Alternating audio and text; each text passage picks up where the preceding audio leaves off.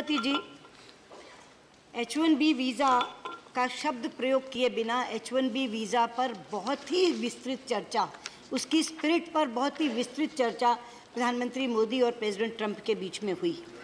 और मुझे गर्व है ये कहते हुए कि प्रधानमंत्री मोदी राष्ट्रपति ट्रंप को ये स्वीकार करने में कामयाब हुए कि भारतीय स्किल्ड प्रोफेशनल्स अमेरिकी अर्थव्यवस्था की मजबूती में बहुत योगदान दे रहे हैं। उन्होंने उस योगदान को स्वीकारा। अभी आनंद शर्मा जी इससे पहले 0 आवर में बोलते हुए इसी प्रश्न को कह रहे थे और कह रहे थे कि जॉइंट स्टेटमेंट में कोई जिक्र नहीं है। मैं कहना चाहूँगी कि शब्द ही इससे शुरू है, applauding the entrepreneurship and innovation of Indians and Indian Americans that have directly benefited both the nations। अगर मैं वही कह रही हूँ sir, please let her finish। आनंद भाई, let her finish please। आनंद भाई, सभापति जी, मैंने किससे शुरू किया? H1B शब्द का प्रयोग किए बिना।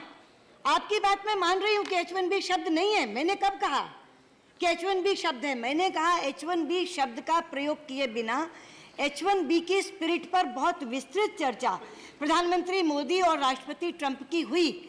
और उसके आगे मैंने ये भी कहा कि उस चर्चा के बाद प्रधानमंत्री मोदी राष्ट्रपति ट्रंप को ये मनवाने में कामयाब हो गए कि भारतीय स्किल्ड प्रोफेशनल्स अमेरिकन अर्थव्यवस्था को बहुत मजबूत कर रहे हैं और उसमें बहुत योगदान दे रहे हैं। और जॉइंट स्टेटमेंट में इसका जिक्र अपलॉड शब्द से आया और उन्होंने सराहना भी की और फिर आगे वेलकम शब्द आया तो उन्होंने सराहना और स्वागत किया।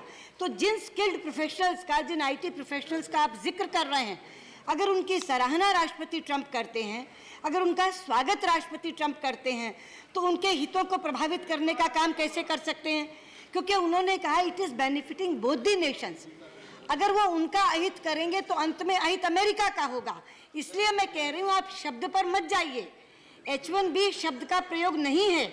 मैंने इससे प्रारंभ किया है अपनी बात को, लेकिन H1B वीज़ा के बारे में जो आप चाहते थे उसको उन्होंने इस तरह से स्वीकारा है कि भारतीय IT प्रोफेशनल्स का बहुत बड़ा योगदान है और सराहना और स्वागत दोनों किया है। इस स्पिरिट को सदन को समझना चाहिए। Thank you. Second question.